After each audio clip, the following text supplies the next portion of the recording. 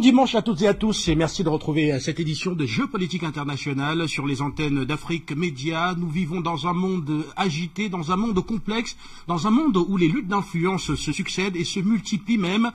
Et aujourd'hui, nous allons tenter avec vous de comprendre la guerre en Ukraine, comprendre la situation militaire et le contexte géopolitique dans lequel ce conflit se développe. Alors, quand on parle de contexte, on parle également des objectifs. Quel était véritablement l'objectif de l'intervention militaire de la Russie en Ukraine? D'aucuns estiment que l'objectif était de prendre le contrôle de l'Ukraine. D'aucuns estiment, d'autres analystes pensent que ce n'était pas cela et que l'objectif était de faire suffisamment pression sur Kiev afin que Kiev puisse reconnaître notamment la pleine souveraineté des États, russophones de l'Ukraine qui ont été martyrisés pendant de nombreuses années par les autorités ukrainiennes. D'autres estiment, entre autres, que Moscou, dans cette dynamique-là, voulait absolument envoyer un message assez fort à l'OTAN pour faire comprendre à l'OTAN qu'aucune extension vers l'Est encore n'était possible. Mais de nombreux constats qui ne nous empêchent pas aujourd'hui d'ouvrir le débat afin de prendre encore plus d'avis pour vous permettre d'avoir une vue assez nette de l'évolution de du contexte géopolitique même dans cette vaste région. Et nos invités aujourd'hui sont en multiplex. Laurent Louis, vous êtes ancien député fédéral belge, vous êtes analyste politique. Je vous reçois dans cette édition. Bon dimanche et bienvenue. Merci, bon dimanche à vous. Nous aurons également Mikhail Gamandi-Egorov qui est analyste à l'agence Observateur Continental. Merci à vous d'être là. Bonjour, merci beaucoup pour l'invitation. Je salue tous les téléspectateurs d'Afrique Média et mes collègues panélistes. C'est un plaisir de les retrouver. Merci à vous. Nous aurons également Sébastien Perimoni qui est écrivain, auteur du livre Voir l'Afrique avec les yeux du futur, rédacteur en chef du site Afrique du futur et membre du bureau Afrique de l'Institut Schiller. Voilà, vous êtes présent, je vous dis bon dimanche et bienvenue. Alors, vous n'êtes pas encore là et très rapidement, on va rentrer véritablement dans le vif de nos échanges, tout en vous rappelant bien sûr qu'en deuxième partie d'édition, nous tenterons de comprendre les autorités maliennes qui ont ordonné la suspension de la diffusion de France 24 et Radio France Internationale sur l'ensemble du territoire malien. Notre point focal sera Tarek Mani. Nous irons également, toujours en Ukraine, de comprendre comment est-ce qu'on pourrait aujourd'hui éviter une confrontation directe entre l'OTAN et la Russie et nous tenterons avec vous justement Laurent Louis et nous tenterons aussi de comprendre pourquoi est-il difficile pour Barkhane de quitter définitivement le Sahel avec Gamal Abina, guerre en Ukraine, la Russie accuse les États-Unis et l'Ukraine de fabriquer des armes biologiques. Avec Mikhail Gamandi-Egorov, nous reviendrons entre autres sur l'exposé de l'ambassadeur russe aux Nations Unies qui a présenté ces éléments factuels à charge contre qui présentait très clairement comment est-ce que les informations concernant le développement de ces armes de bactériologie ont été obtenues par Moscou. C'était durant des opérations militaires. D'ailleurs, on avait vu les autorités, les militaires ukrainiens détruire des documents assez importants avant l'arrivée des forces russes. Et donc, tous les documents n'ont pas été détruits et ces documents sont donc exploités. Nous aurons avec vous tout à l'heure, Mikhail Gamandi-Egorov, davantage de précision autour de ces faits qui incriminent aujourd'hui l'Ukraine et les États-Unis dans le développement d'armes bactériologiques. Merci à vous, messieurs, d'être là. Et donc très rapidement, on rentre dans le vif du sujet en parlant du premier débat qui nous intéresse sur le plateau aujourd'hui. Il s'agit de la guerre en Ukraine. Comment comprendre la situation militaire au contexte géopolitique? Egorov, je voudrais commencer par vous pour d'abord avoir votre perception du contexte géopolitique dans lequel ce conflit est en train d'évoluer. Donc on estime qu'il s'agit de réduire l'influence de l'OTAN vers l'Est. D'autres pensent que Moscou voulait impérativement montrer aujourd'hui qu'elle est une puissance avec laquelle on ne peut pas transiger d'une certaine façon et qu'il faudrait désormais la replacer au centre de l'échiquier. Alors vous, quelle est la lecture? Vous savez, je pense que c'est vrai qu'il y a beaucoup d'éléments qu'il faut prendre en compte, beaucoup de paramètres dans toute cette situation. Mais ceci étant dit, lorsqu'on parle beaucoup des éléments qui sont propres aux tensions qui existent entre la Russie et l'OTAN, ce qui est tout à fait vrai, parce qu'effectivement, c'est des tensions qui ne datent pas d'aujourd'hui, ça fait des années que cela est le cas. Et la Russie a rappelé à plusieurs reprises qu'effectivement les engagements qui ont été pris par la partie atlantiste occidentale n'ont pas été respectés sur le non-élargissement à l'Est, notamment juste avant l'éclatement de l'Union soviétique et juste après. Mais dans la situation actuelle, je pense que au-delà de ces tensions qui sont tout à fait évidentes, qui existent et qui existaient entre la Russie et l'OTAN, il y a quand même le facteur humain qu'il ne faut pas négliger. Parce que cette opération, il faut rappeler, dans le cadre de cette opération, il faut rappeler qu'il y a une population, en l'occurrence du Donbass, qui vit le martyre depuis 8 années. Alors les médias occidentaux et l'establishment occidental politique ne cessent de dire que voilà, la Russie aurait soi-disant apporté une guerre pratiquement au centre de l'Europe, ce qui était, c'est une première depuis la Seconde Guerre mondiale, mais il y a une guerre déjà de facto dans le centre de l'Europe depuis 8 années. Depuis 8 ans, il y a une population qui vit le martyre, en l'occurrence celle du Donbass, qui, à l'instar de nombreux autres citoyens ukrainiens, bon, dans le cas du Donbass, peut-être maintenant ex-citoyens ukrainiens, mais le fait est que, c'est maintenant on peut dire ouvertement oui, d'ex-citoyens ukrainiens, mais à l'instar de beaucoup d'autres régions, parce qu'on oublie que ce n'est pas seulement la Crimée et le Donbass qui ont refusé les résultats du coup d'État pro-occidental du Maïdan de 2014. C'est des millions d'Ukrainiens des autres régions du Sud-Est, majoritairement effectivement russophones, de Kherson, de Nikolaev, d'Odessa, de Kharkov, de Dnipropetrovsk, vous comprenez? Et effectivement, cette population qui n'a pas reconnu les résultats de ce coup d'État, même si les Occidentaux l'appellent une révolution de dignité, oui bon, dans quelle mesure on peut parler de révolution, sachant que les Américains eux-mêmes ont reconnu avoir investi 5 milliards de dollars pour mettre en place un gouvernement pro-occidental, avec les méthodes des révolutions de couleur et en misant sur des éléments ouvertement extrémistes, violents, néo-nazis. Donc évidemment, quand on connaît tous ces aspects, on ne peut pas parler d'une quelconque révolution. En tout cas, encore une fois, pour revenir à la question du Donbass, cela fait 8 ans que cette population vit le martyre. Si ce n'était pas quotidiennement, mais en tout cas très régulièrement, la population a été bombardée, la population civile. Les gens qui habitaient dans le Donbass, chaque jour qu'ils sortaient pour faire leur vie, les enfants vont à l'école, les adultes vont travailler, faire les courses, ils savent pas comment ça va finir leur journée. Est-ce qu'ils vont pas recevoir un autre missile ou une bombe sur la tête? Et cela n'a ému personne, absolument personne, au sein de l'establishment occidental depuis toutes ces années, depuis 8 ans. Et maintenant, ils ont effectivement le culot de dire que c'est la Russie l'agresseur et que c'est la Russie qui est intervenue dans ce conflit en agressant prétendument l'Ukraine. Sans oublier un autre fait très important, c'est qu'il y avait des accords de Minsk qui ont été signés justement, puisque le Donbass a su résister efficacement à l'agression du régime de Kiev, avec le soutien occidental. Il y a eu des accords de Minsk qui ont été signés, y compris avec des garants occidentaux, en l'occurrence la France et l'Allemagne. Et depuis toutes ces années, ces mêmes garants n'ont pas pris la peine de mettre la pression sur leur allié kievien pour lui dire explicitement, soit vous respectez les accords de Minsk, soit nous allons prendre des mesures, et réduire le financement, prendre des sanctions et nous distancer de vous, quelque chose comme ça. Donc, je pense que c'est un aspect qu'il ne faut pas du tout négliger, parce que oui, les tensions russo-otanesques sont tout à fait réelles, et elles ne datent pas d'aujourd'hui, et je pense qu'aujourd'hui, ce que nous assistons, c'est beaucoup plus qu'une guerre. Ce n'est pas une guerre à proprement dit entre la Russie et l'Ukraine. On est dans un conflit entre la Russie et l'OTAN, mais si vous voulez, en mode semi-officiel, parce que l'OTAN, officiellement dit, on n'intervient pas, on n'est pas là, mais c'est un secret de polichinelle que de savoir qu'ils ont armé le régime de Kiev très lourdement depuis ces dernières années, tous les derniers mois, les dernières semaines, et continuent de le faire, sans oublier qu'il y a des milliers de mercenaires issus des pays de l'OTAN qui étaient arrivés, dont beaucoup ont été éliminés, mais ils continuent de venir pour justement combattre les forces russes. Nous sommes dans un conflit Russie-OTAN, selon moi, mais en mode semi-officiel. Et encore une fois, au-delà de l'aspect des pures tensions entre la Russie et l'OTAN, qui sont tout à fait réelles et sérieuses, il y a l'aspect humain qu'il ne faut pas négliger, parce que la population du Donbass vivait le martyre depuis 8 ans, et aujourd'hui, cet establishment qui est au summum de son hypocrisie aujourd'hui, l'establishment de l'Occident, tente de présenter cela, que c'est la Russie qui agresse l'Ukraine, et que de l'autre. Et on a l'impression, en les entendant, que dans le Donbass, au cours de toutes ces 8 dernières années, rien ne s'était passé. Ce qui est totalement faux. Et encore une fois, excusez-moi, on fait référence, j'ai mentionné les accords de Minsk.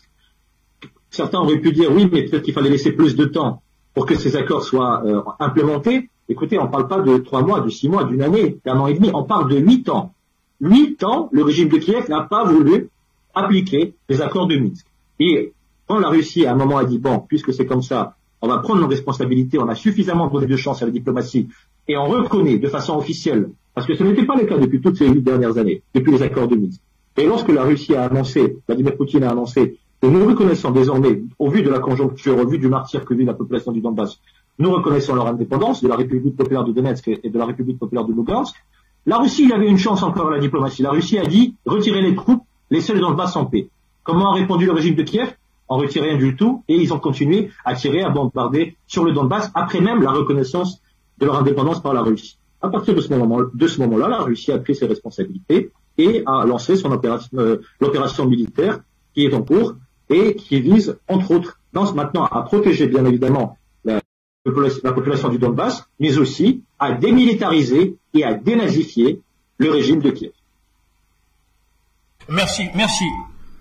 Voilà, merci à vous, Mikhail Gamandi Egorov. Alors, rapidement, je voudrais vous retrouver Laurent Louis. Rappelez que vous êtes ancien député fédéral belge et analyste politique. Alors, qui aujourd'hui est expansionniste? Parce que du côté de l'OTAN, ou alors du côté de l'Occident, on dit que c'est la Russie qui est aujourd'hui dans un engagement expansionniste visant à reconstituer un peu le cœur de l'URSS. Et de l'autre côté, on a bien écouté Egorov qui précise très clairement que l'expansionnisme ici est celui autant pour moi de l'OTAN et que c'est l'OTAN qui a voulu, via l'Ukraine, rapprocher, s'étendre encore davantage vers l'Est. Alors vous, quelle est la lecture que vous faites? Qui est dans une dynamique expansionniste ici, entre l'Ukraine et entre l'OTAN autant pour moi et la Russie? Je pense que la dynamique, elle est très claire. Ça fait depuis la fin de l'URSS que l'OTAN n'a cessé de s'implanter dans d'anciens pays de l'ex-URSS. Et aujourd'hui, la Russie est totalement encerclée par les missiles de l'OTAN et par les bases américaines. Donc c'est clair. En soi, c'est déjà une déclaration de guerre, mais une déclaration de guerre non pas de la Russie, mais de l'OTAN. Je le dis depuis des années, puisque déjà quand j'étais au Parlement belge, j'étais le seul à aider nos pays à sortir de l'OTAN. Pourquoi? Parce que l'OTAN aujourd'hui n'est pas une institution de paix, c'est une institution de guerre. Elle est belliqueuse, cette institution. Et elle mène à son bon gré, sans aucune autorisation, des opérations soi-disant militaires dans des tas de pays dans le monde, en violation totale du droit international, ne demande l'autorisation à personne pour intervenir comme bon lui semble. Et donc, c'est très clair. Malheureusement, nous assistons également à une guerre de manipulation. Aujourd'hui, l'Occident, malheureusement, est devenu le roi de la propagande. Pour preuve, la censure de tous les médias et de toutes les chaînes de télévision russes en France, dans les pays occidentaux, aux États-Unis. Quand on n'a rien à cacher, on n'est pas obligé de censurer. Quand on n'a rien à cacher, on n'est pas obligé de réagir de manière antidémocratique. Nos pays sont, depuis la fin de la Seconde Guerre mondiale, les champions des donneurs de leçons de démocratie. Et qu'est-ce que l'on constate? C'est qu'aujourd'hui, voyons ce qui se passe en France. Vous manifestez, on vous matraque. Il n'y a donc plus de liberté de manifestation. Plus de liberté d'expression, puisque quand on veut s'attaquer à certains sujets, on se retrouve devant les tribunaux. Plus de liberté de presse non plus. Les médias sont totalement pieds et mains liés et sont des organes de propagande du pouvoir en place.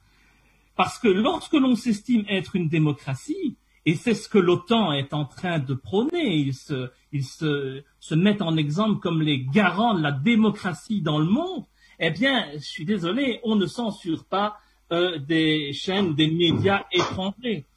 Surtout quand on sait que l'OTAN, les États-Unis, l'Europe sont devenus aujourd'hui les maîtres de la manipulation. Il suffit de penser au 11 septembre, tous les mensonges par rapport aux armes chimiques de Saddam Hussein en Irak, les retournements de veste avec Kadhafi et autres, la situation en Syrie, où si on avait compté que sur l'OTAN aujourd'hui, la Syrie serait un pays totalement anéanti, entre les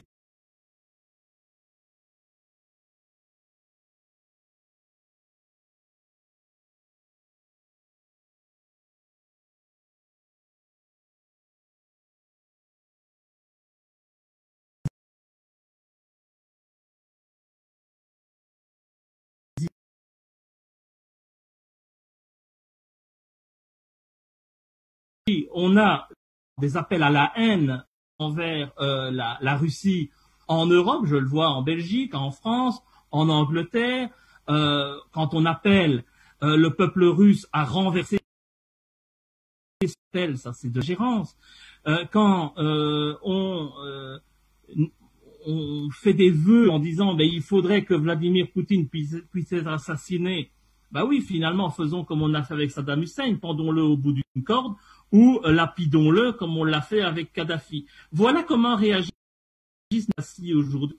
Et elle modifie tout à fait la réalité. Si l'on est objectif aujourd'hui, on se rend compte que nous avons un pays, la Russie, qui depuis des années a mis en garde certains pays et l'OTAN en disant « Attention, il ne faut pas que l'OTAN continue de se propager dans les pays baltes, en Ukraine et dans les autres pays qui formaient auparavant l'URSS. » Et qu'est-ce que fait l'OTAN? On n'écoute pas la Russie, on lui manque de respect. C'est quand même le plus grand pays de la planète. Et on continue à lui manquer de respect. On fait comme si ce pays ne servait à rien et n'existait pas. Et on continue à l'expansion. Puis qu'est-ce qui se passe? Il y a la situation de l'Ukraine. L'Ukraine est un pays particulier puisque c'est un pays qui est divisé depuis sa création, qui a toujours connu une instabilité politique. Je revois entre l'Ukraine une comparaison avec la Belgique. Différentes communautés qui vivent ensemble, qui ne partagent pas les mêmes points de vue et qui, à un moment donné, expriment, comme ce fut le cas en Crimée en 2014, des souhaits de changement de pays, de régime. Et quand on voit que 96% de la population en Crimée a voté par référendum pour l'annexion de la Crimée à la Russie, je pense que c'est clair. Qu'est-ce qui se passe depuis 2014? On a vu BHL aller en Ukraine, Maïdan, soi-disant le printemps ukrainien. Je l'avais dit quand j'étais au Parlement, c'était pour moi le début de la fin de l'Ukraine. Parce que partout où ces gens vont, comme BHL, il y a toujours après des civils qui meurent et il y a toujours des pouvoirs qui doivent être renversés d'une manière ou d'une autre. Donc, voilà. À partir du moment où il a mis les pieds en Ukraine, c'était la fin de ce pays. Depuis 2014, on fait vivre un calvaire à la population russophone et il est normal que le grand frère russe intervienne pour protéger à un moment donné, ce qu'on peut appeler ses compatriotes, ses frères. Je pense que si ça se passait en Belgique et que, par exemple, les néerlandophones commençaient à vouloir bombarder les francophones, on pourrait avoir l'aide de la France à un moment donné pour venir protéger la population francophone. C'est la même chose. On n'en est pas là en Belgique, heureusement. Mais c'est la même chose. Donc, évidemment, moi, je ne peux que comprendre l'intervention de Moscou, qui, pour moi, a pour objectif de mettre un président russophone ou pro-russe, à la tête de l'Ukraine et se débarrasser du pantin guignol actuel que l'Ukraine a comme président. Et vous voyez tout simplement que ce sont toujours le même genre de présidents que l'on met dans des pays que l'on veut manipuler. Ce guignol qui faisait de la musique avec son sexe auparavant à la télévision, aujourd'hui est président.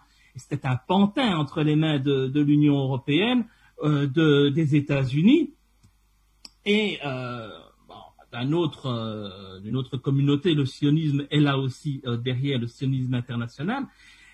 Et on déstabilise et on est en train aujourd'hui d'utiliser tout ce qui se passe aussi en Ukraine pour justifier de manière totalement absurde une augmentation de prix d'un tas de produits en Occident. Donc tout est bon aujourd'hui, mais tout participe. Après la crise du Covid, maintenant c'est la crise en Ukraine. Et donc tout cela, c'est toujours le même principe qui se met en place. C'est toujours au détriment des populations.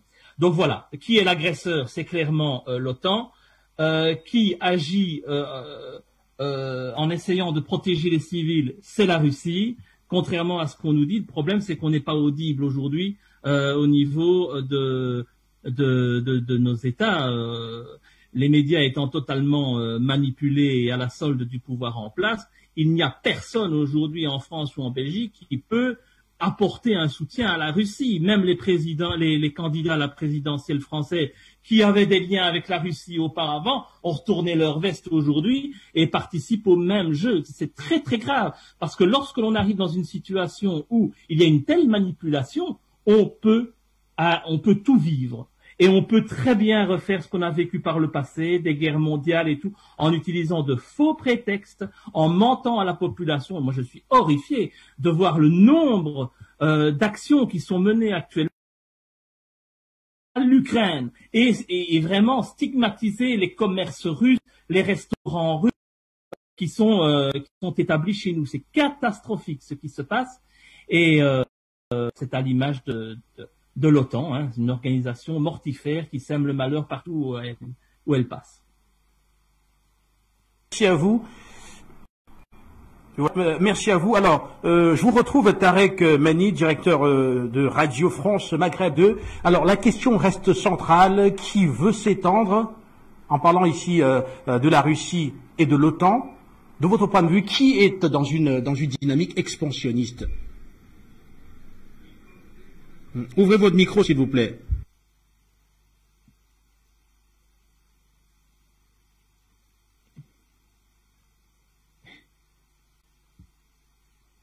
Merci.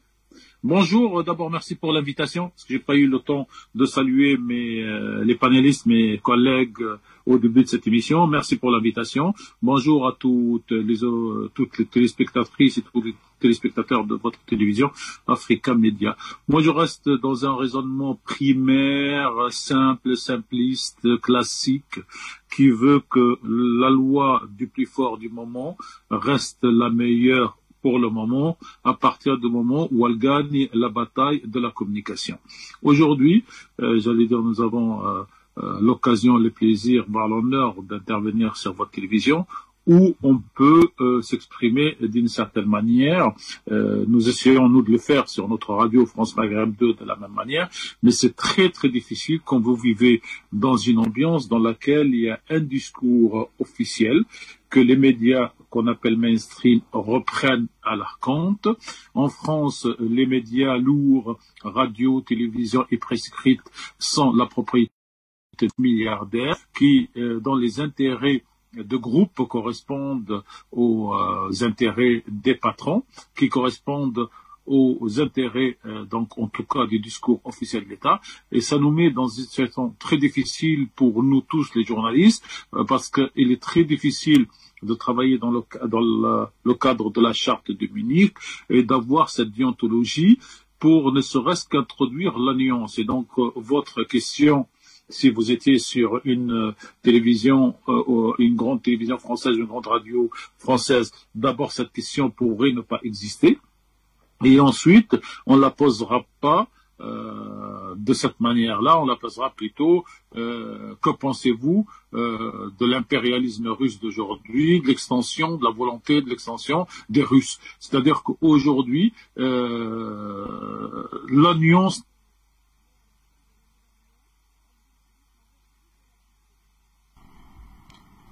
Retour sur ce plateau, messieurs, on vous retrouve dans quelques minutes. Le temps pour nous d'aller vous inviter à suivre cet extrait de Vladimir Poutine, le président russe, qui a tenu à s'exprimer également sur ce qui peut être considéré aujourd'hui comme velléité expansionniste, voilà, de l'OTAN, vu le nombre d'années d'ailleurs que l'OTAN a consacré à pouvoir se rapprocher des frontières de la Russie. Vladimir Poutine qui s'exprime très clairement et qui interpelle Joe Biden sur quelque part qui est l'agresseur et qui est l'agressé.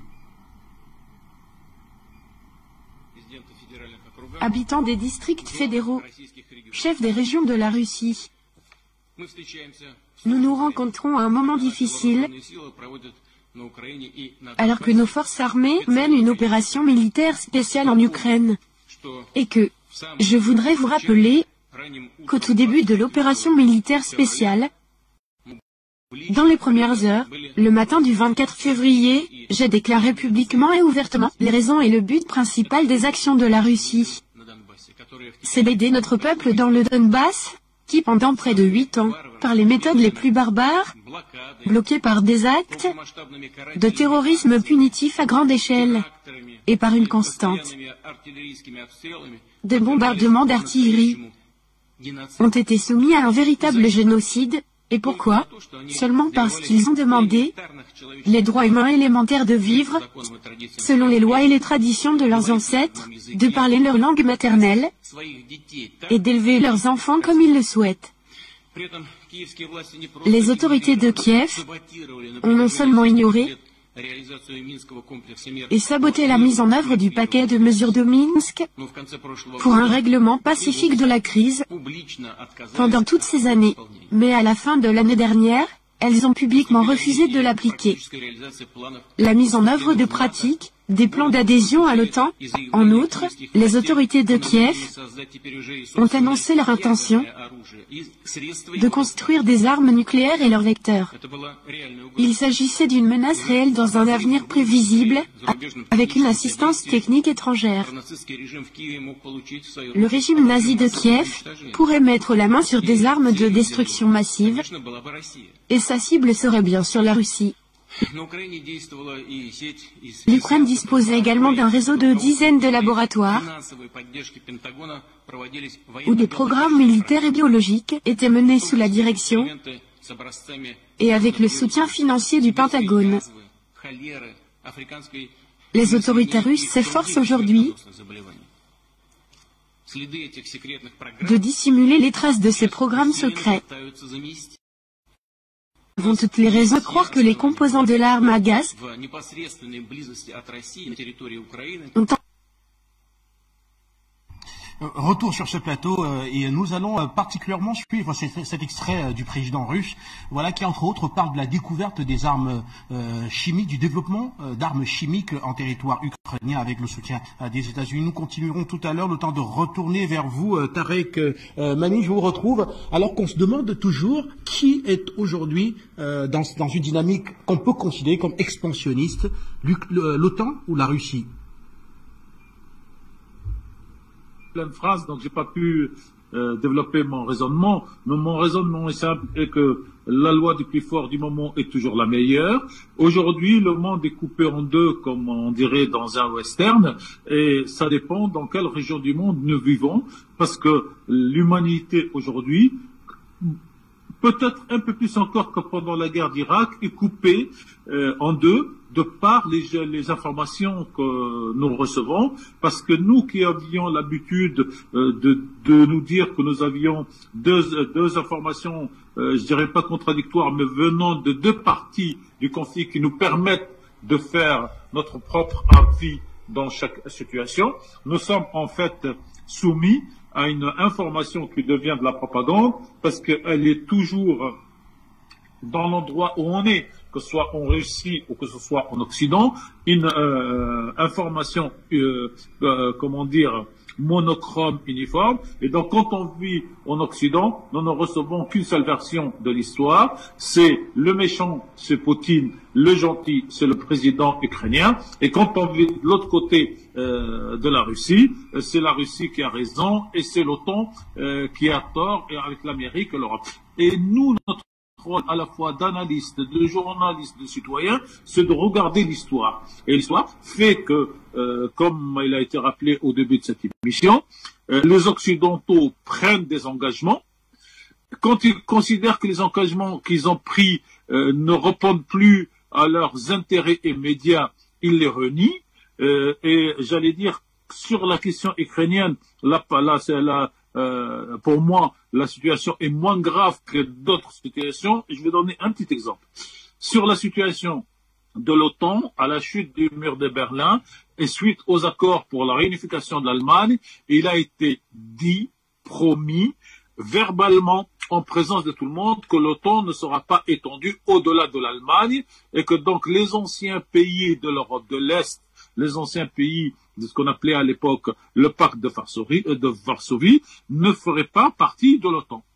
Et puis, 14 pays de cette ancienne Europe de l'Est ont rejoint l'OTAN, et aujourd'hui, le dernier pays, ou presque, qui est juste sur la frontière de la Russie, c'est l'Ukraine, qui prétend ou qui demande ou qui souhaite rejoindre elle aussi donc l'OTAN, et auquel cas l'OTAN serait partie de l'Allemagne de l'Ouest à la frontière russe pour mettre ses missiles et ses avions, ce que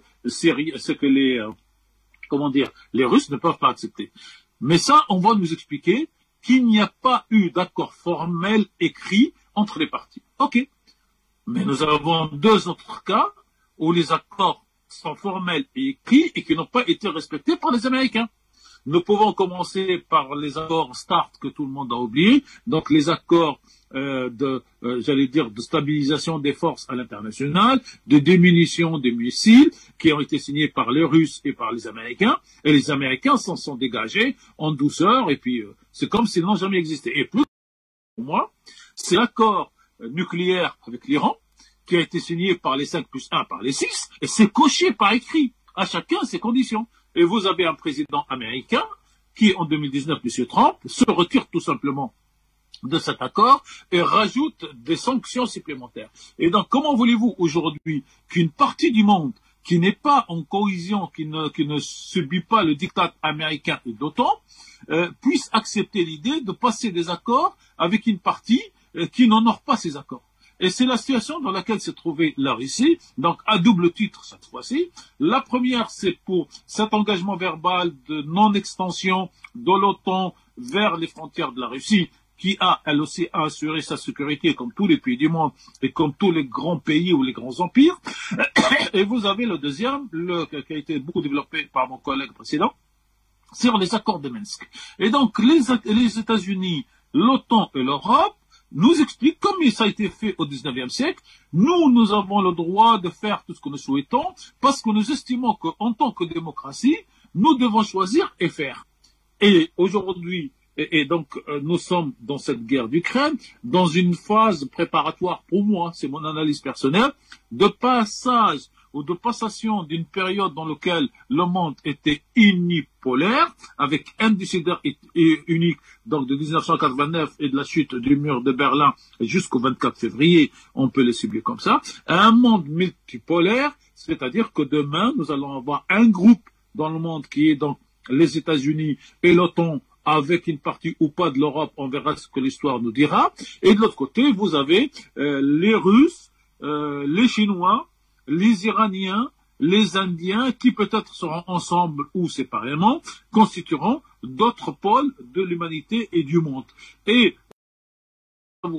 nous qui vivons en Occident, moi qui vis en France, c'est que sous cette pression, nous avons l'impression que la communauté internationale se réduit à ce que pensent les Américains et les Européens et les membres de l'OTAN.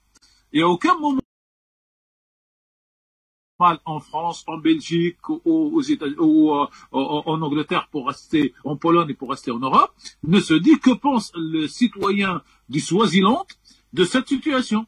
Que pensent les citoyens du Pérou de cette situation? Et pour l'Occident, ceux qui ne pensent pas comme eux n'existent pas, et je vous rappelle la phrase du président Bush, ceux qui ne sont pas avec nous sont contre nous. Et aujourd'hui, cette phrase n'a plus de sens. Ceux qui ne sont pas avec nous ne sont pas contre nous, ceux qui ne sont pas avec nous ont une autre vision du monde que nous devons échanger pour le peuple ukrainien, en tout cas pour une partie du peuple ukrainien qui lui n'appartient pas à ces groupes nationalistes. Dans tous les pays occidentaux, on dénonce les groupes nationalistes. Dans tous les pays occidentaux, on dénonce les racistes, les nazis. Mais quand il s'agit d'Ukraine, tout d'un coup, les nazis deviennent des patriotes. Dans l'histoire, on sait que un nazi ne peut pas être patriote, un nationaliste n'est pas patriote, et patriote est celui qui œuvre pour le bien de tous les citoyens de son pays, voire des citoyens de l'humanité. Et donc les Russes aujourd'hui, en fait, se trouvent confrontés pour trancher un nœud gordien qui n'a pas été fait en 1989. Les soviétiques devenus russes n'ont pas pris les précautions politiques de contrats écrits, des accords avec l'OTAN et avec l'Amérique, et aujourd'hui se trouvent à réparer les 1989. Et donc je pense que pour l'humanité en général, et quelle que soit d'ailleurs la sortie de cette guerre malheureuse toujours pour la population et pour les citoyens. Nous sommes à un tournant de l'histoire qui fera que la domination d'un pays, d'un bloc, n'est plus acceptée. Je termine par là, en termes de population. Si on veut calculer la population, aujourd'hui, les gens qui sont plutôt vers un monde multipolaire sont majoritaires, ils sont de l'ordre de 55 à 60%, contre ceux qui seraient donc en Occident, y compris en PIB. Et ça, c'est le tournant de l'histoire pour moi. Nous devons regarder avec vigilance le fait qu'un président russe, que des peuples se lèvent pour dire assez de cette domination, de cette hégémonie colonialiste du 19e siècle. Je rappelle juste que nous avons eu pendant une petite vingtaine d'années le mouvement des non-alignés qui permettait un petit peu donc de regarder vers les uns et les autres. Et aujourd'hui, nous n'avons plus ce mouvement de non-alignés, mais nous avons un mouvement d'opposants. Dernière phrase. Les Américains pensaient mettre dans leur poche, comme on parle vulgairement, les Chinois contre les Russes. Et ils ont reçu hier la déclaration du vice-ministre des Affaires étrangères qui a dit clairement, pour répondre à votre question, donc à la fin de ma déclaration, que le responsable de cette situation, de cette crise en Ukraine, c'est bien l'OTAN et les États-Unis et pas la Russie. C'est pas moi qui le dis, c'est le vice-président des Affaires étrangères chinois et donc je reprendrai à mon compte sa déclaration.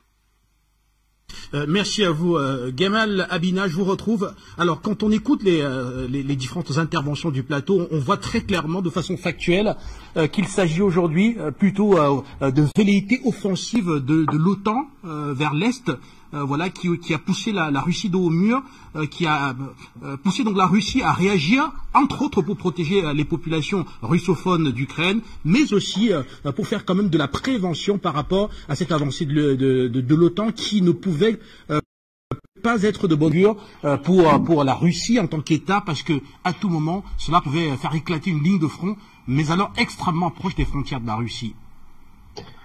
Tout à fait. Alors, on va commencer par plusieurs éléments qui ont été dits. D'abord, la propagande, puisqu'on parlait de propagande tout à l'heure, a été inventée par l'Occident. Ça a été inventé par un type qui s'appelle Édouard Bernays, le neveu de Freud, qui a compris comment manipuler les masses afin de leur faire passer des criminels économiques, en l'occurrence, après la crise de 29, pour des héros.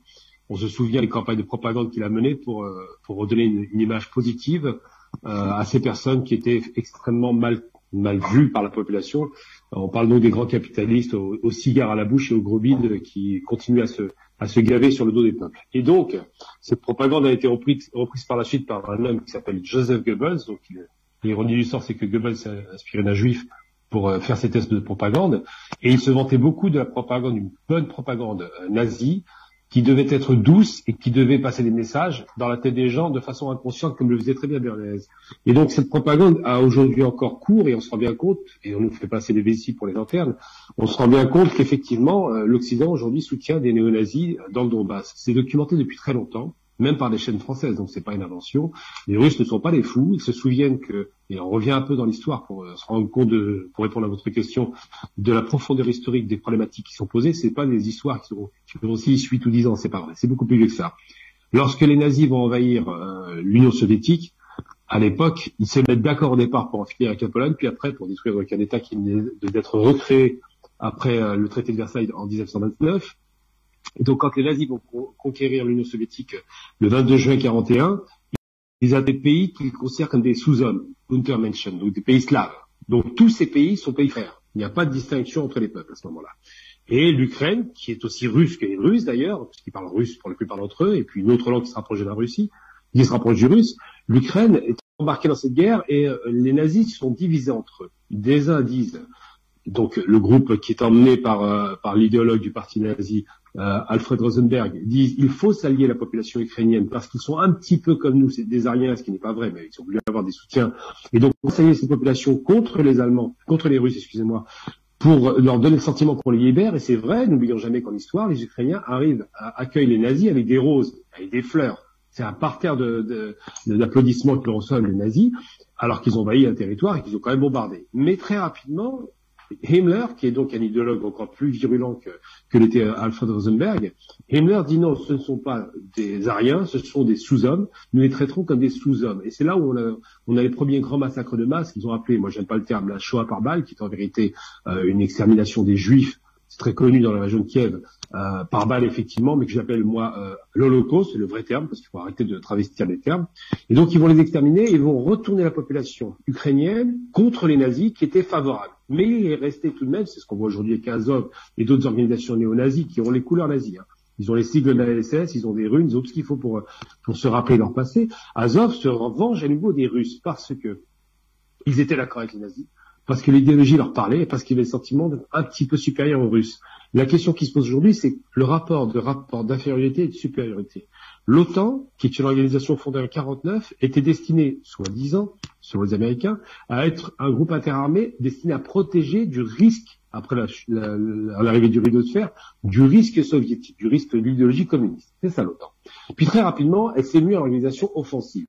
Quand la guerre froide est finie et qu'il y a la chute de l'Union soviétique en 1991, qu'est-ce qui se passe? Le pacte de Varsovie, qui est un pacte de défense interarmée aussi du côté de l'Est, disparaît immédiatement. Et les Américains, profitant de façon honteuse de leur avantage, poussent la frontière de la guerre de plus en plus à l'Est.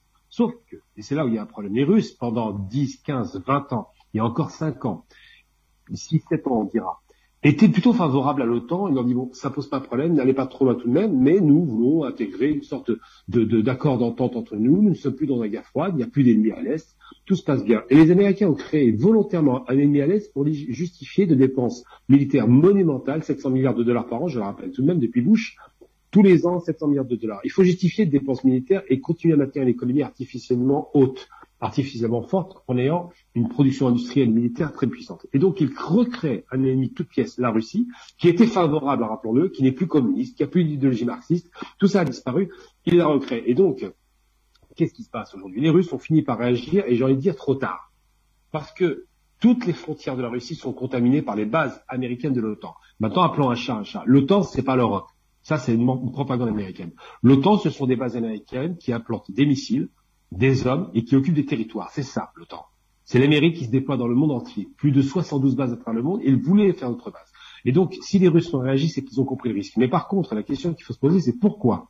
Est-ce que lorsque les Russes interviennent en Géorgie face à Mikhail Saakashvili et qu'ils libèrent 2 territoires contrôlés par la Géorgie, qui sont l'Ossétie du Nord et l'Abkhazie, pourquoi est-ce qu'à ce moment-là, l'OTAN n'intervient pas directement? C'est parce qu'ils se sentent dans un précaré russe évident. Alors que là, ils nous font tout un tas de propagande et de baratin pour dire « Ah, c'est catastrophique, ces Ukrainiens, ces blonds aux yeux bleus, on l'a entendu dans les médias, qui sont tellement proches de nous, alors qu'ils sont pas du tout proches d'eux. Ils sont, je le rappelle, quand même orthodoxes et ils sont slaves, mais ils viennent proches. C'est blonds. Ces gens sont gentils. Ces gens sont des anges. On oublie évidemment Azov, on oublie les nazis, on oublie tous les massacres pendant 8 ans dans le Donbass qui ont tué, rappelez-vous, entre 10 et 14 000 personnes quasiment quotidiennement, et Michael Garbandi fait bien de le rappeler. On oublie tout ça au profit d'une idéologie un peu fantaisie, de donner le sentiment que ce gentil président qui joue dans la carte du double jeu, d'un côté il demande les armements occidentaux et de l'autre côté il fait semblant de négocier avec les Russes, ce gentil président serait un ange qui n'aurait rien à se reprocher. Eh bien, rappelons les faits. La Russie a réagi parce qu'il y a des bombardements quotidiens depuis 8 ans contre les populations russes, pas russophones, russes. Il faut les appeler telles qu'elles sont. Elles sont russes. Parce que russophone, ça a le sentiment que c'est pas vraiment des Russes. Ensuite, la Russie a réagi parce qu'ils ont quand même fait une loi unique en 2014 où on interdisait, c'est gravissime, l'expression russe dans la population. C'est-à-dire que les gens qui ne parlent que le russe ne devaient plus parler russe. Il faut qu'ils parlent ukrainien. Donc là, on est dans le nettoyage ethnique culturel. Et surtout, la Russie a réagi parce que les provocations multiples et les paroles données par l'Occident qui ne valent rien. Rappelons que l'Occident, elle peut signer des papiers, ils peuvent tout faire, ils ne respectent jamais leurs engagements. Comme l'accord de Minsk, qui aurait dû être une solution amiable, n'a pas été respecté une fois de plus. Eh bien, la Russie a réagi parce qu'elle elle avait le sentiment évident qu'on se moquait d'elle, qu'on poussait les bases à l'extrême, qu'on recréait une sorte de tension permanente dans le but, effectivement, d'avoir un ennemi artificiel. Et l'Occident s'est fait piéger. Parce qu'ils ont poussé leur avantage trop loin, que les Russes ont réagi, et que les Chinois sont restés solidaires pour la première fois de l'histoire, quand même, depuis très longtemps, avec la Russie, alors qu'à l'époque, ils étaient concurrents et ennemis. Aujourd'hui, il y a un bloc qui s'est reconstitué à l'Est, et un bloc qui dit non à l'Amérique, qui dit c'est bon l'expansion, c'est bon l'agression, c'est bon les armements. La question qu'on doit se poser, c'est contre quel ennemi l'OTAN a été maintenue en Europe. puisqu'il n'y avait plus d'ennemis avec la chute de l'Union soviétique. Contre qui ils voulaient se battre? Quelle était leur cible? Au départ, ils invoquaient soi-disant le Moyen-Orient. Ça tenait pas la route. On a compris que leur objectif, c'était effectivement d'en finir avec la grande Russie, parce que l'Occident a toujours eu un problème avec les Russes. C'est pas d'hier. Et donc, quand on se rend compte que l'agresseur réel, c'est l'OTAN, et ça ne se discute pas, leurs bases en permanence qui s'étendent, leurs missiles qui arrivent, le retour quasiment des Pershing, on n'appelle plus ça les Pershing, mais c'est la même provocation que dans les années 80 avec Reagan, cette façon de vouloir humilier un peuple et un dirigeant, ça n'a pas fonctionné. Le monde n'est pas scindé en gentils occidentaux, méchants russes, c'est pas ça, c'est plus complexe que ça. Le monde est scindé entre capitalistes et oligarques occidentaux contre la Russie qui a un autre système économique alternatif beaucoup plus contrôlé par l'État. Voilà pourquoi il faut se poser la question. Est-ce que l'OTAN est une organisation de défense aujourd'hui ou une organisation offensive? La réponse coule de source, ils sont offensifs. Gamal Abina, retour sur ce plateau pour entamer le deuxième aspect de ce sujet. Mikhail Egorov, je voudrais commencer par vous. On va maintenant examiner les évolutions de la situation militaire sur le terrain.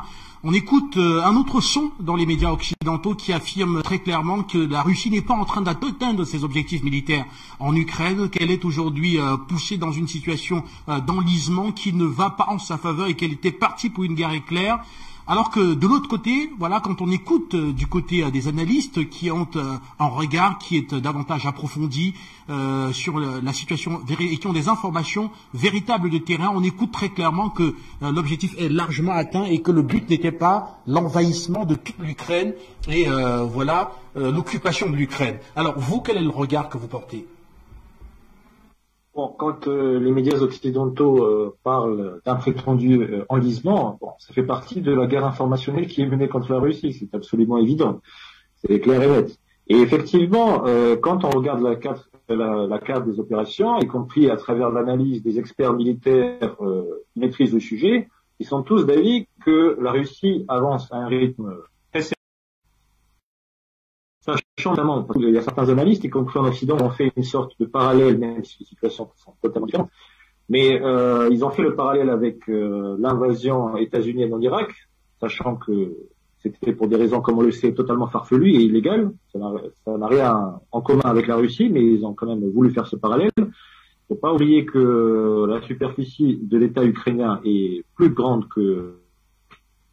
Et faut pas non plus oublier que je ne peux qu'imaginer, pour être très franc avec vous, si l'Irak de Saddam Hussein, ou d'ailleurs la Libye de Muammar Kadhafi à l'époque, pouvait recevoir ne serait-ce qu'un dixième du soutien armé qu'est en train de recevoir le régime de Kiev. C'est pour ça que je dis tout à l'heure que ce n'est pas vraiment une guerre aujourd'hui entre la Russie et l'Ukraine. Ce n'est pas une guerre entre la Russie et l'Ukraine, c'est une guerre semi-officielle entre la Russie et l'OTAN.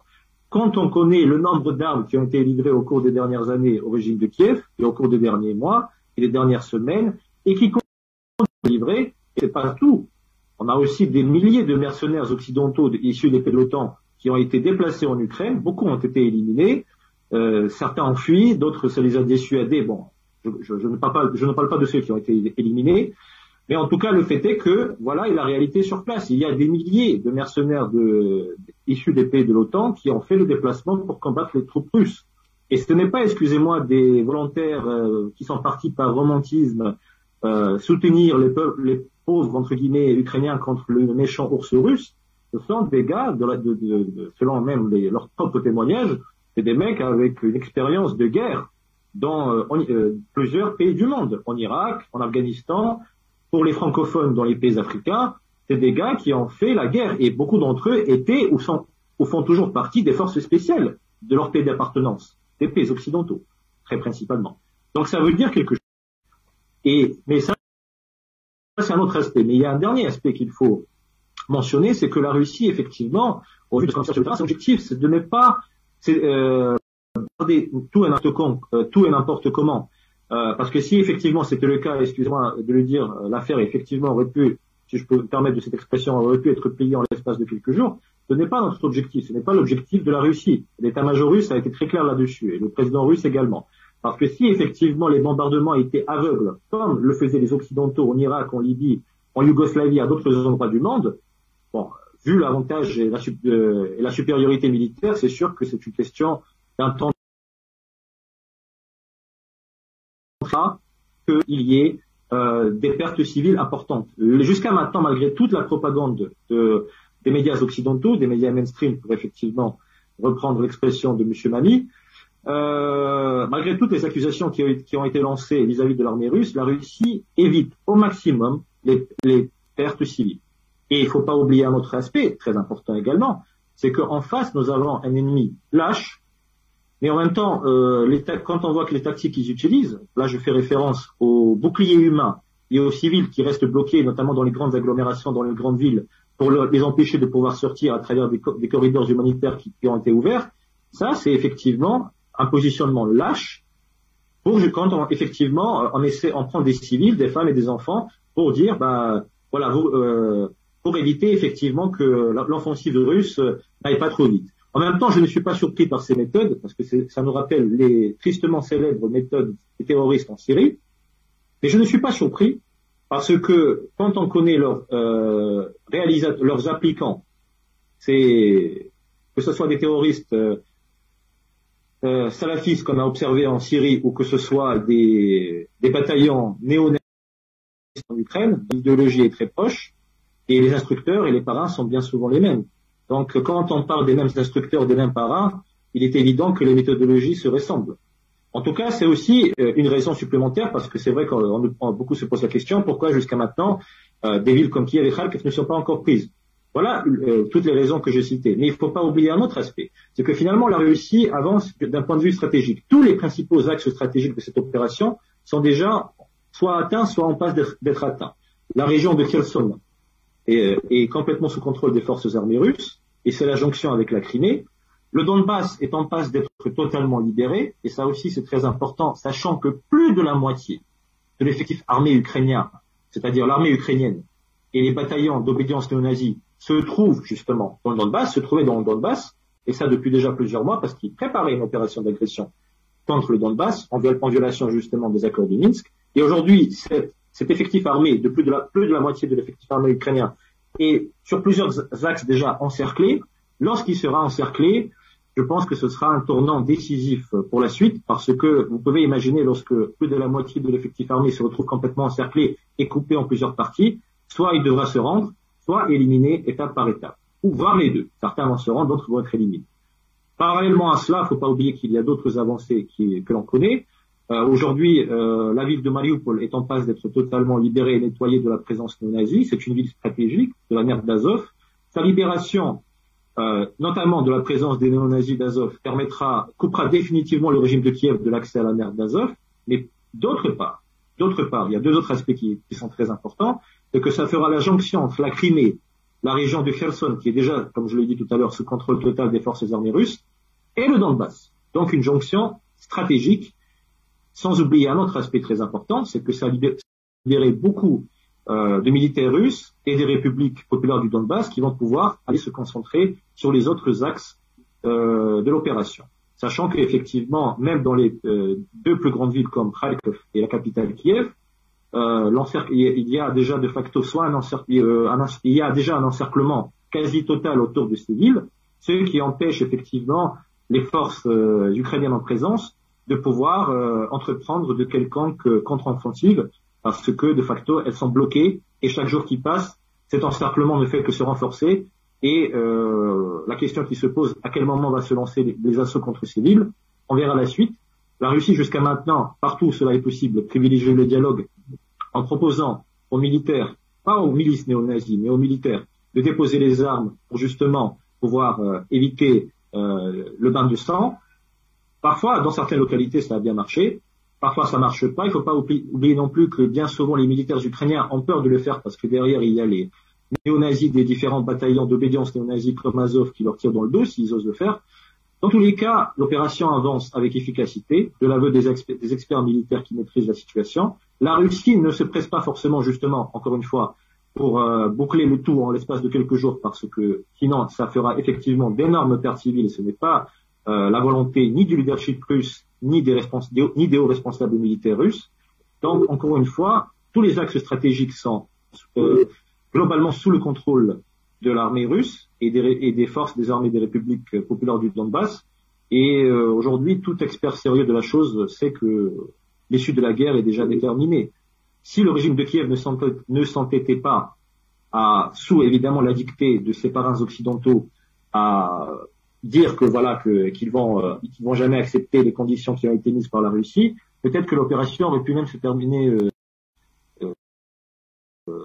bien plus tôt que cela. Mais au vu du fait qu'on sait parfaitement qu'il n'y a aucun niveau d'indépendance et de souveraineté du côté du régime de Kiev, je ne crois pas, personnellement, je ne crois pas dans le succès de ces négociations.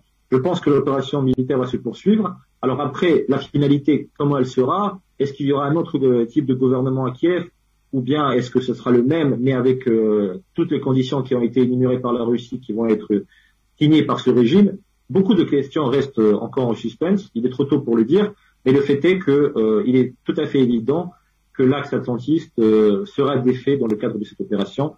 J'insiste bien l'axe atlantiste, parce que encore une fois, pour moi, ce n'est pas un conflit russo-ukrainien, c'est un conflit entre la Russie et l'OTAN. Pour le moment, en mode semi-officiel, parce qu'on sait tous parfaitement ce que ça représenterait si c'était un conflit officiel. Vous le savez tous. Merci à vous. Je vous retrouve rapidement, Laurent Louis. Alors, est-ce qu'on ne va pas dire finalement que l'Occident s'est fait prendre au piège en surarmant l'Ukraine et en envoyant également des combattants par procuration, comme c'est le cas, comme on est en train de le voir en ce moment, même si officiellement l'Occident va toujours dire que les troupes qui y vont, que les combattants qui y vont sont des volontaires, mais je ne vais pas revenir sur ce qu'a dit Mickaël, la démonstration qu'a faite Mickaël, mais la question fondamentale est, est-ce que l'Occident ne s'est pas fait prendre au piège en surarmant l'Ukraine et en créant une sorte de statu quo dans le conflit par l'envoi notamment par les contributions de ces combattants là qui passent la frontière, parce qu'au final on voit que finalement le but pour la Russie ici n'était pas l'occupation de l'Ukraine mais la sécurisation d'un certain nombre d'enjeux stratégiques sur ce territoire là. Oui, je crois que l'Occident n'a strictement rien de la situation. Ce qui compte, c'est faire passer sa propagande. Qu'est-ce que l'on constate au sein de la population? C'est qu'il y a un soutien massif à l'OTAN, un soutien massif à tous ceux qui aujourd'hui essayent de taper sur la Russie, qu'il y a un soutien très important à toutes ces sanctions qui ont été imposées à la Russie. Donc évidemment, moi je crois que l'Occident aujourd'hui, même si on est dans le mensonge le plus total, il est gagnant puisque ces thèses et ces théories fonctionnent parfaitement bien au sein de la population qu'il souhaite manipuler. Aujourd'hui, on ne peut pas dire qu'il y ait des voix qui s'élèvent pour essayer de donner une autre réalité de la situation que nous vivons. Alors nous, c'est très bien, nous sommes ici, nous parlons entre nous, eux parlent entre eux. Il suffit de regarder dans les médias traditionnels, de regarder les chaînes d'information en continu, et c'est cette propagande qui est en permanence diffusée. Donc, moi, je trouve que nous vivons dans un triste monde avec une triste réalité. On est dans un monde du mensonge, le monde du faux. On essaye d'amadouer les gens, de les faire pleurer sur le sort des Ukrainiens. Je pense à cette fameuse maternité dont on a accusé les Russes d'avoir bombardé et finalement il n'y avait pas de maternité. Bon, ça se voyait même juste aux images. Mais bon, je pense qu'il faut qu'on travaille à l'éveil des peuples, car les dirigeants aujourd'hui sont en train de jouer avec nos vies tout en faisant semblant de nous défendre. Et je crois qu'on ne se rend pas compte jusqu'où tout cela peut aller. C'est une situation tout à fait irresponsable. Mais moi, je ne sais pas comment on peut faire aujourd'hui triompher la dictature actuelle. Parce qu'on appelle nos pays aujourd'hui ce sont des dictatures qui se présentent sous l'apparence de la démocratie. Mais la démocratie n'existe plus. Je crois que c'est là la priorité, parce que plus les années passent et plus malheureusement la situation s'aggrave. Je ne sais pas si on se rend compte, mais il y a encore 10 ans, 15 ans de cela, on parvenait à avoir une information différente grâce aux réseaux sociaux. Aujourd'hui, ces réseaux sociaux sont censurés. On censure même le président des États-Unis de l'époque Trump. Donc, à partir de ce moment-là, c'est très difficile aujourd'hui d'encore se faire entendre. Moi, je vois bien autour de moi, je suis un ancien politique, donc je suis tourné vers les gens, j'écoute ce qu'ils disent, et on ne peut pas dire que les gens soient vraiment conscients de toutes les réalités que nous mettons sur la table au cours de ce débat. Hein. Ils sont pas du tout dans cette conscience-là. Et je pense que notre devoir à nous, mais il va falloir savoir trouver comment faire, c'est de pouvoir changer cette propagande et de pouvoir contrecarrer tous les outils de censure pour pouvoir atteindre la conscience des peuples, parce que si on n'arrive pas à entrer dans cette conscience des peuples, eh bien on va aller vers de plus en plus de violence. On peut demain tomber dans une guerre nucléaire, et alors là, finalement, gagner cette bataille de la conscience, ce sera véritablement sauver l'humanité, parce qu'on en est là aujourd'hui. Hein. Nous sommes tous d'accord ici sur ce plateau pour partager nos points de vue et dire que c'est l'OTAN qui est l'agresseur, mais dans la population, malheureusement, de gens qui ne connaissent pas spécialement l'histoire et qui tiennent tout entendre à la radio, eh bien, ce n'est pas la réalité. Donc, moi, ce qui m'inquiète, c'est ça aujourd'hui.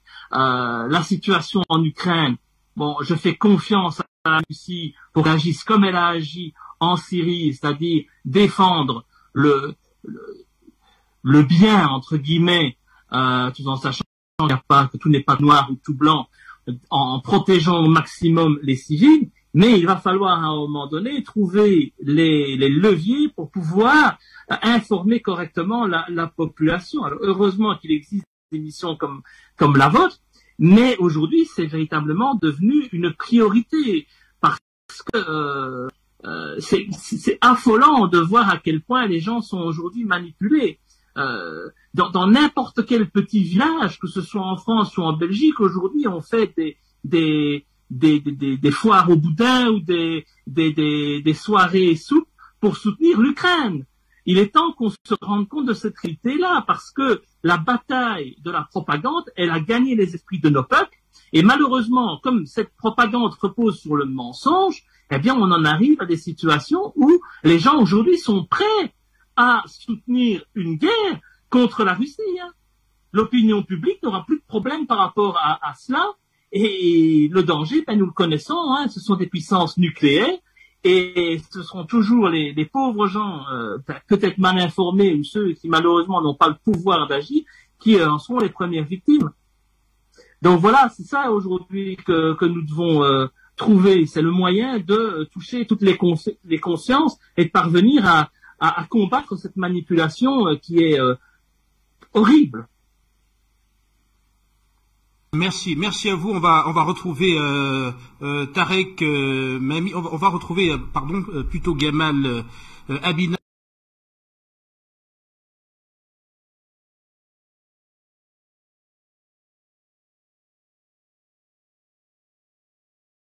Des opérations de terrain, 2 cartes qui circulent.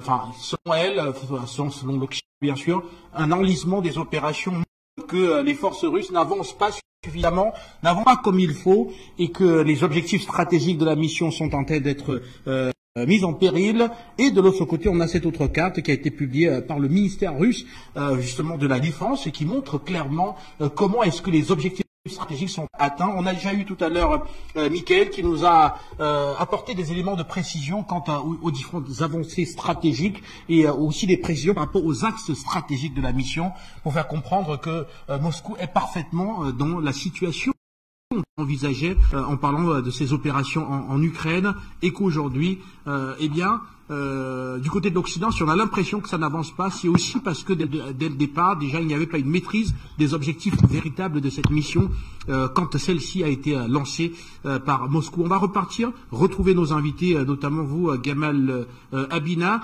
Alors, oui. Très clairement, on voit que quand on fait la comparaison de ces cartes, on voit que d'un côté, il peut y avoir effectivement cette carte qu'a publiée les médias, notamment pro-occidentaux, mais qu'à la fin, c'est simplement par méconnaissance des objectifs véritables de cette mission quand elle a été lancée par Moscou. Bon, déjà, pour commencer, les médias qu'on appelle mainstream, c'est un terme américain pour essayer de désigner les médias de masse occidentaux, nous répercute de l'information extrêmement orientée, évidemment, puisqu'on est en période de propagande et de guerre. Ce qui est très choquant d'ailleurs, c'est que ces pays ne sont pas censés être en guerre contre la Russie. Il faut le rappeler tout de même. Donc la propagande, toutes les méthodes d'interdiction et de masquage d'informations sont typiques de pays en guerre. Mais bon, pour revenir à nos moutons, on parle de blitzkrieg, de guerre éclair. Des termes évidemment très vicieux de la part des Occidentaux, pour donner l'impression que les nazis sont du côté russe. C'est toujours très amusant de verser la vapeur. On parle de brigades internationales, hein, tous ces combattants, héros qui iraient soutenir les Ukrainiens, comme si on était dans la guerre d'Espagne contre Franco, qui était là encore une fois un fasciste. Donc on utilise beaucoup de termes comme ça pour travestir la réalité sur le terrain. Et les cartes en question, j'ai pas pu les voir parce qu'il y a une interruption de quelques secondes, mais bon, je les connais en substance, c'est donner l'impression que les Russes qui ont décidé d'avancer à pas feutrés, ils ne bombardent pas massivement. On a parlé d'une maternité, d'un poste radio, bref, on nous fait une plaisanterie. Les Russes, s'ils avaient bombardé massivement, ce ne serait pas 2000 morts ou 3000 morts au tapis, ce serait des dizaines de milliers de morts, vu la force considérable que peut développer en termes de frappe la Russie, qui reste une fédération très puissante et quand même la première puissance militaire mondiale. N'oublions jamais que c'est pas la deuxième, c'est la première puissance militaire en matière de frappe nucléaire. Et donc les Russes ont aussi en conventionnel une énorme capacité de mobilisation. Et on prétend qu'ils feraient du surplace. Eh bien non, ils ne font pas du surplace, et là je rejoins complètement Michael Garmondi par rapport à ça. Ils ne font pas du surplace, ils font attention dans leur conquête de zones stratégiques, d'abord pour sécuriser l'Est, du côté du Donbass, et pour en finir avec ces milices néo-nazis qui, rappelons-le, en 2014, avaient massacré des petits vieux dans une maison communiste. On l'a oublié ça, hein. Ils y sont allés en les brûlant. Ils ont fait, là pour le coup, un autodafé d'êtres humains, hein. Donc, il faut rappeler qui ils sont, ces sauvages qui attaquent des petits vieux qui manifestaient parce qu'ils avaient la nostalgie du communisme. Et à côté de ça, on voit bien que les Russes ont quand même pris tout l'Est de l'Ukraine assez facilement, ont investi le Sud au niveau de la Crimée, au niveau de toutes les zones stratégiques pour faire en sorte que le territoire s'est sécurisé et qu'il n'y ait pas d'arrivée d'armes par voie de mer ou par voie de terre, et surtout qu'ils font actuellement une sorte d'encerclement des villes en sécurisant les centrales nucléaires dont on dit qu'ils voudraient les bombarder. Ce qui est une plaisanterie là aussi. Eh bien, en vérité, ce qui se passe, c'est qu'ils sont en train de porter la direction politique qu'on va prétendre démocratique, alors qu'elle est quand même issue d'un coup d'État, je le rappelle. Les Russes portent le dernier coup de grâce en commençant à isoler les villes et certainement en faisant une sorte de siège. Donc, ils vont sans doute, je suppose, couper l'électricité, les voies d'approvisionnement, laisser partir la population qui ne seront pas mises en danger, même bien que les autorités veulent les garder sur place, comme, et là on peut parler de boucliers humains, qui n'étaient pas le cas en Irak ou en Syrie ou en Libye, mais là il y a vraiment des boucliers humains, puisqu'ils veulent pas les laisser sortir, mais ils veulent les garder pourquoi? Pour créer un rapport de force et pour dire aux autorités ukrainiennes, soyez un peu plus cohérents, un peu plus consistants, arrêtez de nous balader avec des fausses promesses, tenez vos engagements, Minsk au départ, et si vous tenez ces engagements, si vous arrêtez de bombarder dans les zones russophones, et si vous avez arrêté surtout de demander à corps et à cri l'adhésion de l'Europe et l'adhésion surtout de l'OTAN, à ce moment-là, tout ira pour le mieux. J'ai envie de dire simplement, c'est que si on ne voulait pas la guerre, ce qui n'a pas été le cas, c'est pas une question d'opération sur le terrain. Les Russes sont largement en mesure de contrôler la totalité du territoire et d'en finir avec l'armée ukrainienne s'ils frappent fort, mais ils ne le font pas. Ils prennent leur temps. Ils ne sont pas en train de faire une guerre éclair. Ça n'a jamais été annoncé. Ça, c'est une plaisanterie. Ils l'ont fait effectivement dans les pays comme l'Abkhazie, par exemple, quand on a vu l'histoire de la guerre en Géorgie, mais ils ne le font pas dans cette région-là, simplement parce qu'effectivement, il y a d'abord des populations qui sont plutôt favorables aux Russes pour certaines parties du territoire, et puis surtout parce qu'ils ne veulent pas avoir une mauvaise image de la part des Ukrainiens. Et je les comprends. Ça reste des peuples frères, des peuples slaves. Rappelons que les Ukrainiens ne sont pas européens de l'Ouest. Ce sont des orientaux. C'est l'Europe orientale dont on parle. Et donc, ils ne le font pas pour des raisons simples, c'est qu'effectivement, les Russes font tout pour ménager l'après-guerre. C'est ça qu'ils cherchent à faire. Et pour ménager l'après-guerre, il ne faut pas avoir un rejet massif des Russes, sinon il y aura à nouveau des agressions contre les populations russophones et le risque d'une guerre civile. C'est ça qui est à craindre. C'est pas une guerre Russie-Ukraine qui ne durera pas, mais c'est une guerre civile potentielle. Donc ils veulent pas revivre ce qui s'est passé en Yougoslavie. Après, juste pour conclure mon propos, je déteste la propagande. J'ai entendu des vieux généraux à la retraite nous faire des stratégies ridicules que la Russie se sous qu'ils n'ont pas les moyens d'approvisionnement. Ça, c'est une plaisanterie.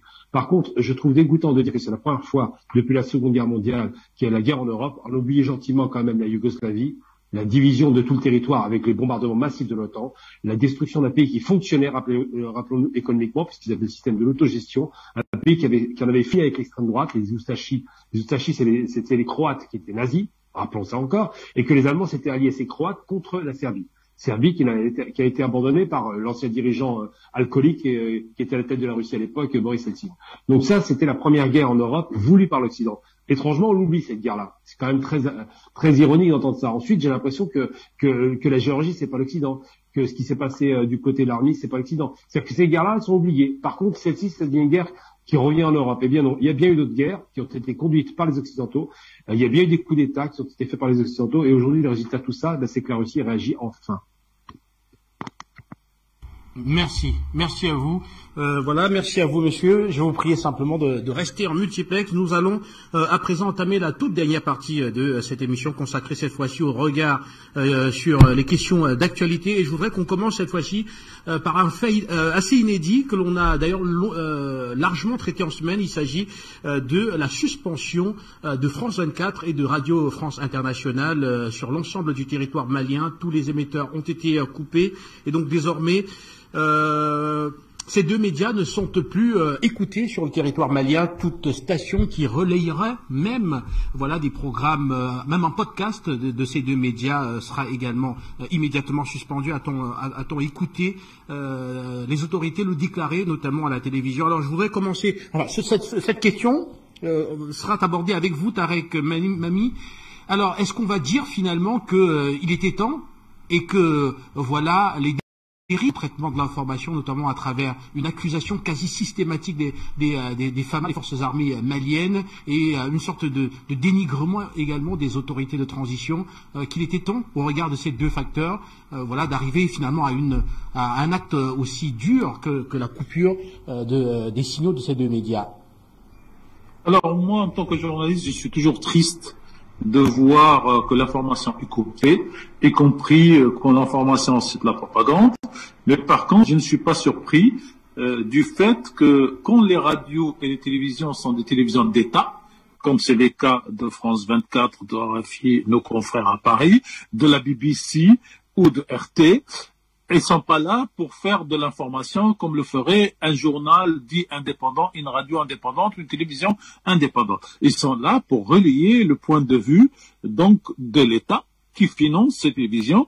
Et donc quand RFI ou France Inter utilise le mot de junte militaire, de double coup d'État, comme l'utilise les termes qu'utilise le président de la République. Donc je comprends que les autorités maliennes se sentent, elles, humiliées et rejetées sur leur propre territoire, sur leur propre propriété des ondes hertziennes, que ce soit donc par la FM ou par le hertzien, c'est-à-dire le moyen que tout citoyen peut avoir. Et donc je comprends la position des autorités maliennes, et parce que aujourd'hui, je disais tout à l'heure qu'on passait du monde unipolaire à un monde multipolaire. Le président malien, le responsable malien, il dit: monsieur, pourquoi vous avez coupé RT en Europe?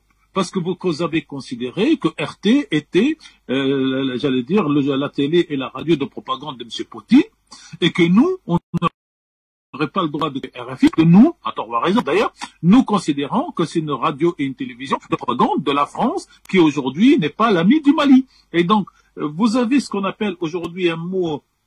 Avant, on disait souvent le deux poids, deux mesures. Aujourd'hui, un nouveau mot qui s'est installé dans la terminologie, professionnelle, on parle de double standard. Donc, le double standard fait que ce que toute l'Europe fait vis-à-vis de RT est normal et entre guillemets, et ce que fait Ali vis-à-vis de RFI ou de France Maghreb, ou de RFI et France 24, serait, lui, entre guillemets, anormal. Alors, où est-ce qu'il y a la norme, où est-ce qu'il y a le normal et la normale? Le normal et la normale se trouvent quand, à la même situation, on applique la même solution et que tout le monde l'accepte. Or, lors de la conférence de presse du candidat président M. Macron, cette question a été posée.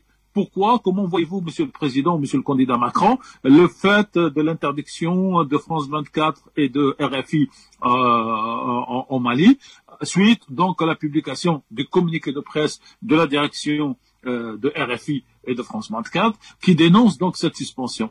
Et le président, malheureusement, la journaliste qui a posé la question et la réponse du président se sont cantonnés de la partie qui concerne le Mali et France 24. Et ni les journalistes, ni le président dans la réponse n'a fait référence à l'interdiction de RT. Et c'est ça ce qu'on appelle le double standard. C'est-à-dire qu'aujourd'hui, le citoyen qui regarde votre télévision, donc africain, qui lui n'est pas partie prenante dans la bataille ou dans la guerre en Ukraine, va dire, mais attendez, j'ai appris il y a quelques jours que toute l'Europe, et j'ai appris avant de préparer l'émission, couper eux qui se disent les pays donc de la liberté d'expression, de l'indépendance des médias, ont coupé RT.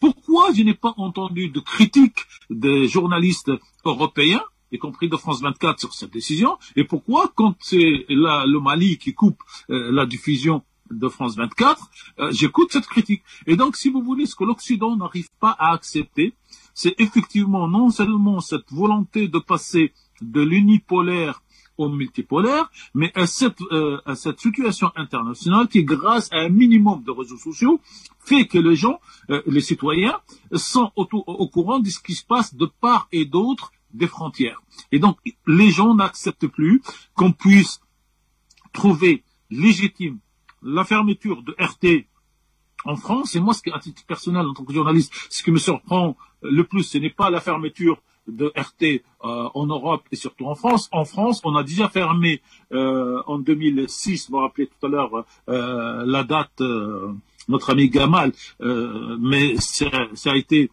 l'interdiction de la télévision Al-Manar, une télévision libanaise qui appartient au Hezbollah, quand il y avait la guerre contre Israël, et la France avait considéré que cette télévision faisait de la propagande pour le Hezbollah, mais on n'a pas considéré que d'autres télévisions faisaient de la propagande pour Israël. Et donc, quand vous accumulez ce genre de décisions, les citoyens rejettent et disent, à la limite, moi j'ai entendu des amis maliens ici, ils m'ont dit, de toute façon, nous, qu'on soit pour ou contre le pouvoir actuel, on est d'accord parce que si la France ferme RT, le Mali a le droit de fermer France 24.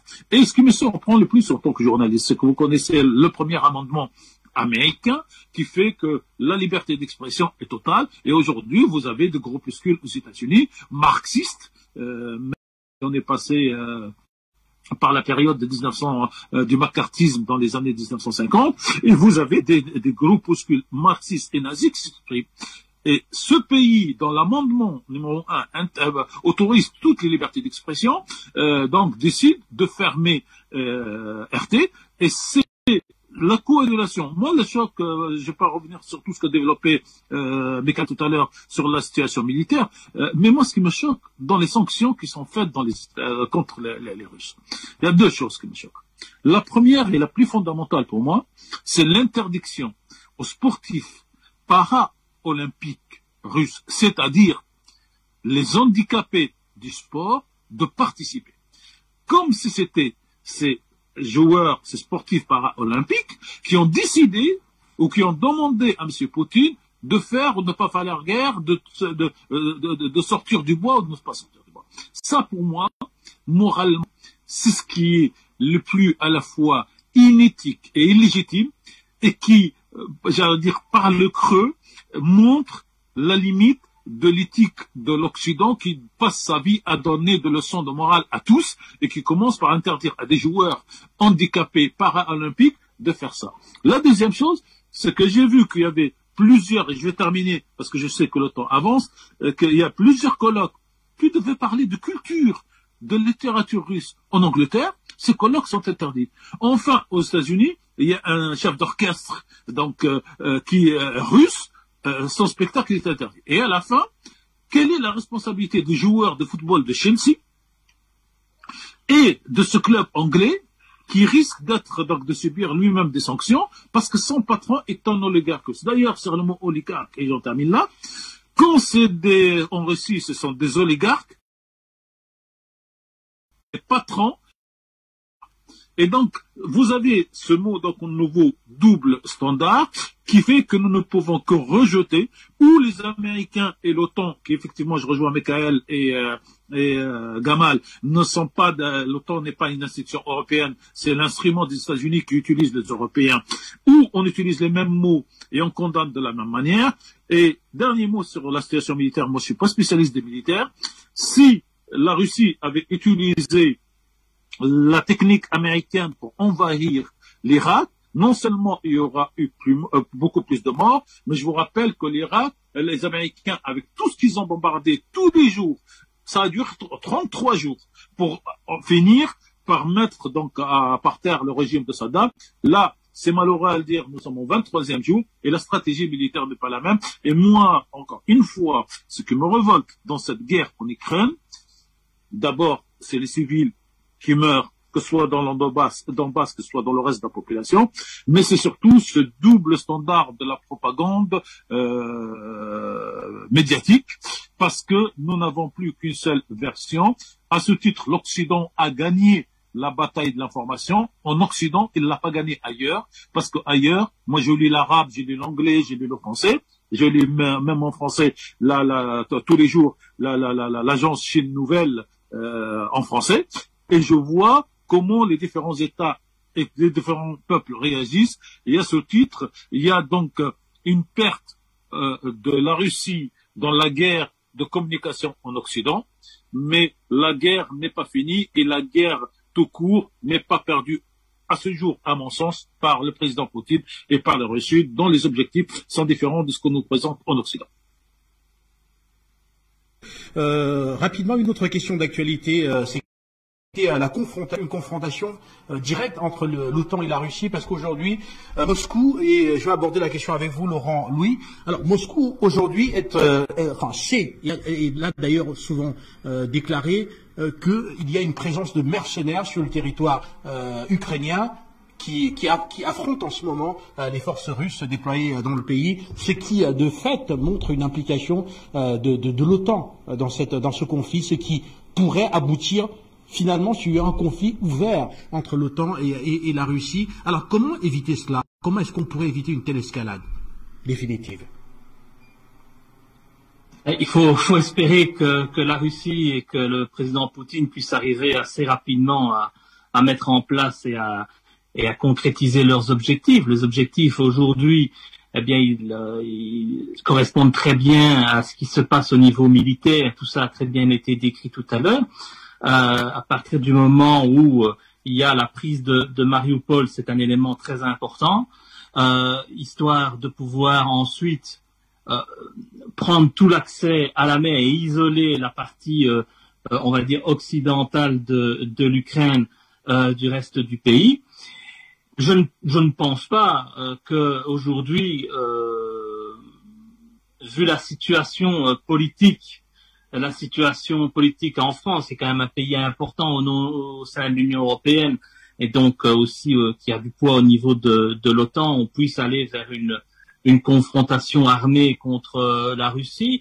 Elle aurait déjà eu lieu si ça devait être le cas. Simplement, on est dans une phase de stigmatisation et je ne vois pas aujourd'hui comment demain le président Poutine va pouvoir reprendre, on va dire, des activités normales avec les autres chefs d'État occidentaux. Dans la situation actuelle, ça donc certainement que ça va aller beaucoup plus loin, mais nous connaissons l'OTAN, nous connaissons les Américains. Malheureusement, on connaît aussi l'Union européenne, qui n'est que le petit toutou des États-Unis. On sait qu'aujourd'hui, on travaille beaucoup en sous-marin. Donc, moi, ma grande crainte que j'ai aujourd'hui, c'est que on tente par tous les moyens de déstabiliser la Russie, comme on a déstabilisé d'autres pays. Tout peut arriver aujourd'hui. Je connais très bien le président Ben Ali en Tunisie. Je sais comment les choses se sont déroulées avec ce soi-disant printemps arabe, avec cette pseudo-révolution en Tunisie. Vous savez, ça peut très vite se retourner et on peut très bien, lors d'une simple manifestation en Russie, avoir des snipers qui vont tirer sur la foule en se faisant passer pour des forces gouvernementales et mettre en place tout un processus de renversement et de déstabilisation de la Russie. La Russie, par contre, a une puissance. C'est le soutien de son peuple envers son président. Un président que l'on aime ou qu'on n'aime pas, que l'on juge ici en Occident selon nos préceptes pseudo-démocratique que l'on tente d'imposer dans le monde entier, mais qui quand même, depuis qu'il est au pouvoir, a quand même permis aux Russes d'améliorer leur quotidien avec des salaires qui ont triplé depuis la fin de l'Union soviétique, avec une qualité de vie qui s'améliore, avec un pays qui est riche. Donc aujourd'hui, j'ai beaucoup d'amis en Russie. Je ne vois pas ce sentiment de cette volonté de renverser le pouvoir en place présent. Mais nous savons à quel point les forces du mal sont capables de manipuler les esprits, de manipuler les situations, et donc le risque, il est toujours là. Pour moi, aujourd'hui, le plus gros risque n'est pas une opération armée de l'OTAN pour venir combattre la Russie en Ukraine, ça n'arrivera pas, tout simplement parce que déjà nous sommes largement dépendants d'un point de vue énergétique aussi de la Russie et que tout n'est pas encore mis en place pour sortir de cette dépendance. Mais c'est vraiment de perdre ce contre-pouvoir qui est en train de se mettre en place, je dirais depuis la guerre en Syrie, avec une Russie qui s'affirme et qui donne un son de cloche différent des États-Unis et de la communauté internationale. Et je pense que c'est impératif pour notre monde de pouvoir avoir ce contre-pouvoir russe. Il faut une Russie forte.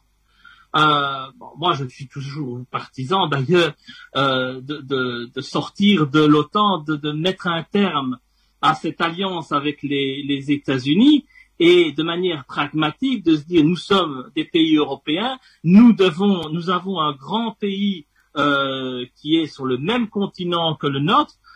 Nous avons vocation à être alliés avec la Russie, non pas avec les États-Unis, ne serait-ce que d'un point de vue pragmatique pour le bien-être de nos concitoyens. C'est ce que nos politiciens, nos élus sont censés défendre. C'est le bien-être de leurs concitoyens. Eh bien, aujourd'hui, il est clair que le bien-être de nos concitoyens, les avantages pour les concitoyens, c'est d'être l'allié de la Russie, non pas l'allié des États-Unis.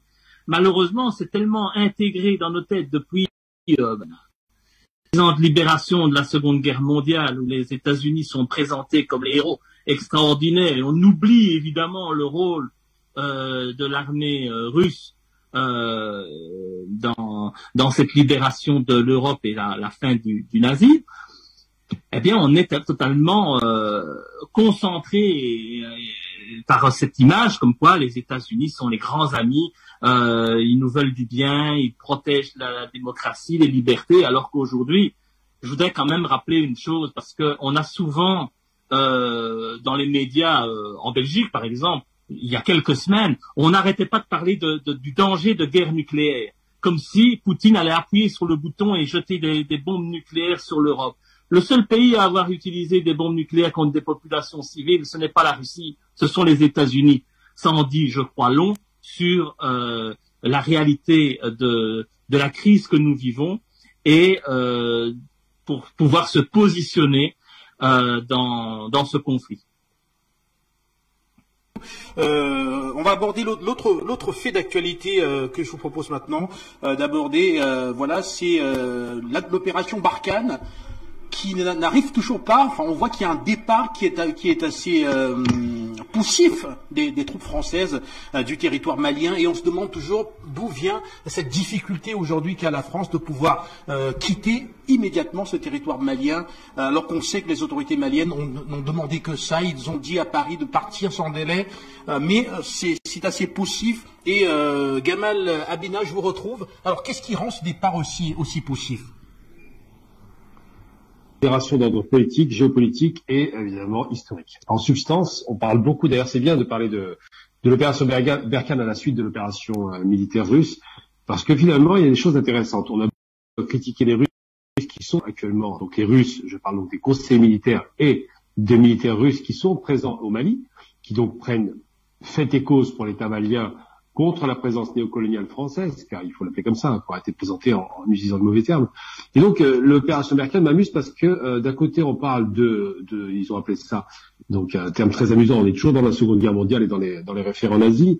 Ils parlent du groupe Wagner qui serait présent au Mali, c'est très amusant au demeurant, toujours envoyer les Russes aux nazis, c'est très amusant, alors que de l'autre côté en Ukraine, il y a bien Il y a bien des groupes paramilitaires qu'on ne veut pas nommer parce qu'ils sont nazis pour le coup, ou des gens qui vont là-bas et qui rejoignent beaucoup de groupes néo-nazis. Donc c'est très amusant de voir ça. Et en cela, pourquoi c'est intéressant? Parce que ce qui se passe en Ukraine est exactement l'inverse miroir de ce qui se passe au Mali. L'Ukraine avait été, dans un temps, une volonté d'expansion de l'Occident pour contrôler les richesses du pays, qui est un pays très riche. Jamais que c'est très riche. Un grand producteur de blé, c'est le grenier à blé de l'Europe, et pas seulement. Et le Mali, c'est autre chose. C'est des questions de considération énergétique essentiellement, le nucléaire en particulier, pour ce qui concerne l'approvisionnement aux centrales nucléaires par rapport à l'uranium. Et évidemment, c'est stratégique. Le Mali est un pays enclavé, mais c'est un pays qui est très important en termes de superficie, qui côtoie une frontière commune avec l'Algérie de 1200 km, et surtout qui est l'ancien précaré français colonial. Et donc le Mali, avec cette... on peut appeler ça une révolution en vérité. Alors le coup d'État, moi j'ai l'impression que c'est plutôt une révolution, presque une révolution de palais, pour déposer un type qui était plutôt infidèle à la France et pour mettre un nationaliste au pouvoir. Alors, ça rappelle un peu la révolution de Kadhafi le 1er septembre 69, où effectivement les militaires prennent le pouvoir pour reprendre les rênes de l'État et surtout de leur capacité financière. Et les Français ont du mal à accepter cela parce que c'est d'abord un échec de 8 années d'intervention militaire qui n'ont abouti à rien, 8 années au cours desquelles ils n'ont pas su éradiquer quelques types en Jeep, quelques types en pick-up, quelques barbus un peu excités qui venaient d'Algérie et qui est de Libye pour partie, et la pagaille et la terreur au Mali, donc on appelle ça le terrorisme, c'est en gros les groupements islamistes qui sont inspirés par l'Arabie des Saouds. Ils n'ont pas su les mettre en échec, on se demande pourquoi, alors qu'ils ont des moyens considérables, et ils n'acceptent pas que les Russes fassent le travail comme ils l'ont fait en RCA en moins de 6 mois. Et ils feront le travail en 6 mois, 1 an, ce sera réglé. Pourquoi? Parce que la détermination des Français, c'est la gestion des conflits de basse intensité. S'il y a un conflit de basse intensité, ça oblige la présence militaire des forces françaises qui n'ont rien à y faire. Parce que les Français sont présents dans toute l'Afrique de l'Ouest et une partie de l'Afrique centrale. C'est 2 zones économiques qu'ils ont créées de toutes pièces avec leur France CFA.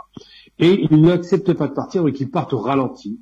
Ils commencent à disparaître difficilement du terrain parce qu'ils se rendent bien compte qu'en partant militairement, ils risquent de perdre leurs intérêts économiques. Je rappelle systématiquement, j'ai dit encore à nouveau, qu'on ne fait pas la guerre parce que pour les bons principes humanistes, démocratiques ou je ne sais quelle stupidité de ce genre, on fait la guerre pour l'argent. C'est la raison pour laquelle les Français ne veulent pas partir ou font semblant de partir. Mais ils finiront par partir parce que les relations se dégradent, parce qu'évidemment l'histoire de RFI est une arme de guerre qui a été éteinte au Mali et qu'aujourd'hui il ne reste plus que quelques soldats pour s'accrocher difficilement face à un renforcement de la présence russe qui, vous pouvez me faire confiance, va augmenter dans la région. Merci à vous. On va terminer cette partie consacrée à l'actualité avec vous, Mikhail Gamandi-Egorov, et on va évoquer les accusations des États-Unis contre l'Ukraine et des accusations de la Russie, autant pour moi, contre l'Ukraine et les États-Unis. Voilà, ces deux parties accusées de développer des armes chimiques, non loin des frontières même de la Russie. On a suivi cette semaine la sortie devant le Conseil de sécurité de l'ambassadeur russe aux Nations Unies qui a apporté des éléments extrêmement précis de relations, de programmes de développement d'armes chimiques et de relations avec de grands instituts et autres grands laboratoires militaires américains. Alors c'était inédit, est-ce qu'on a pu là toucher du doigt le factuel sur lequel s'appuyait Vladimir Poutine quand il a fait sa déclaration concernant le développement d'armes chimiques en territoire ukrainien? Ça a été plutôt clair cette semaine et cela a beaucoup marqué l'actualité.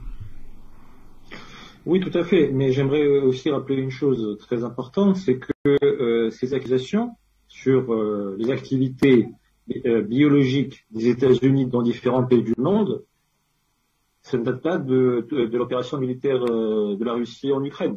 C'est des choses, en Occident, effectivement, c'est des sujets qui n'ont pas été beaucoup abordés, je sais, mais je peux vous dire que dans les médias russes, c'est des sujets que j'ai suivis depuis déjà plusieurs années. Et je crois savoir que la Chine aussi, à plusieurs fois au cours des derniers mois et des dernières années, a demandé aux USA de faire preuve d'ouverture et de montrer à la communauté internationale qu'est-ce qui se passe justement dans ces laboratoires qui mènent des activités biologiques aussi bien sur le territoire états-unien qu'à beaucoup d'autres endroits du monde. Donc c'est quelque chose qui n'était pas nouveau. Simplement maintenant il y a de nouveaux éléments qui sont effectivement arrivés. Le ministère russe de la Défense a exposé plusieurs faits justement qui ont été trouvés et des documents justement qui confirment beaucoup de choses intéressantes mais surtout très inquiétantes. Tout d'abord, on voit que dans ces laboratoires en Ukraine, Sachant d'ailleurs que beaucoup des documents ont pu être détruits ou, selon le ministère russe de la Défense, ils ont été évacués en vitesse avant l'arrivée des troupes russes, pour beaucoup de ces documents, vers l'ouest ukrainien, qu'on appelle la Galicie. D'autres ont été évacués tout simplement en Pologne. Ça n'empêche que beaucoup de documents ont quand même pu être pris par les forces russes et ils sont analysés et continuent encore d'être le président. Je trouve que des activités dans ces laboratoires, largement financés par les USA, on trouve qu'il y a un travail actif avec des pathogènes dangereux. Voilà, donc c'est un travail biologique avec des pathogènes dangereux. Il y a un travail avec plusieurs types de maladies et de virus très également dangereux, dans certains cas, et qui peuvent avoir une mortalité dans certains cas, toujours selon le ministère russe de la Défense, qui peuvent aller jusqu'à 50% de mortalité. C'est assez incroyable. D'autre part, on y trouve également que dans ces études, ces activités biologiques, ils ont beaucoup travaillé sur la relation sur la relation de transmission de ce virus de la part de certains types d'animaux, notamment des oiseaux migrateurs, qui passent par l'Ukraine, qui après peuvent aller en Russie, et ainsi de suite. Donc, c'est-à-dire qu'il y a vraiment eu un travail très important également sur les diffuseurs éventuels de ces types de maladies à travers des oiseaux migrateurs. Il y a également eu des recherches sur les chauves-souris, sur le travail, sur le fait que comment ces maladies peuvent être transférées donc de l'animal vers l'être humain à travers les chauves-souris.